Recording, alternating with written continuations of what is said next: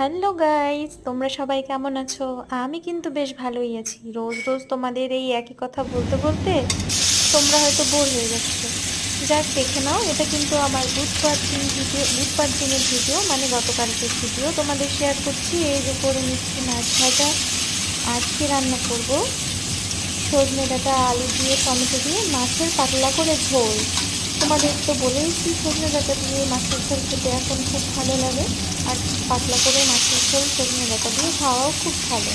তো যাই হোক, আর তাছাড়া করে নিচ্ছি, ঘরে ছিল কিছুটা জলপাই আলু, মানে বাদাম আলু। তোমরা কেউ জলপাই আলু বলো, কেউ বাদাম আলু বলো, আমি কিন্তু বাদাম আলুই বলি। তো যাই হোক, এই তো বাদাম আলু আর সাথে হাঁসের ডিম দিয়ে করে নেবো গামাখা গামাখা করে।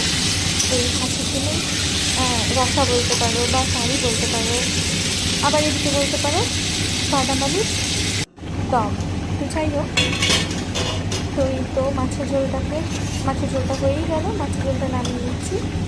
এরপর করবো বাদাম আলুর দম, মানে ওই সাথে ডিমও ছিল। তো যাই হোক, একদিন দু পাখি মারা হয়ে গেল আমার এদিকে।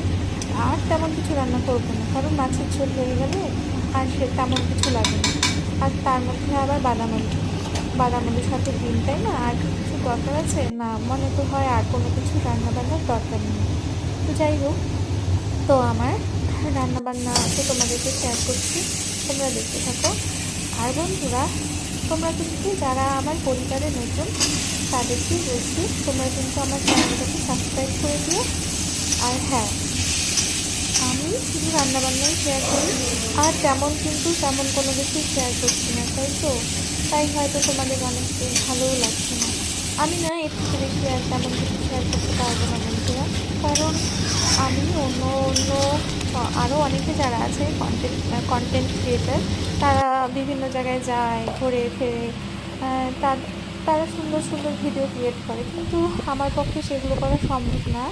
তাই আমি যা করি, যতটুকু পারি, প্রত্যেক দিন আমি তোমাদেরকে এই ভিডিও শেয়ার করতেও পারি না।